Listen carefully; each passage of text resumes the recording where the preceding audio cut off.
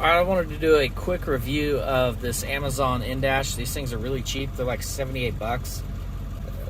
Overall, I'm pretty happy. I installed it in a 2000 Ford F350.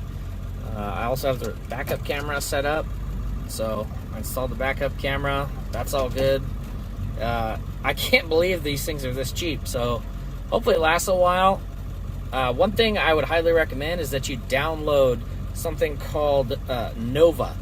So Nova is a launcher. It basically makes it so that way you can customize your screen. Like you can, change all these widgets. You can move things around just like your normal Android operating system. So download that Nova launcher. You will definitely be happy. You can add the weather widget. You can add whatever you want. You could make this, smaller. You could do anything you want. You can make this just like your phone. So that's what I did, and I'm really happy. The launcher that comes with it is really crappy. I don't know. You can't adjust anything, so I like being able to tweak whatever I want, and this is definitely the launcher for me. So Nova launcher, yep, and then you can just look for weather widgets and all that good stuff. Overall, I'm pretty happy. I got the slower version.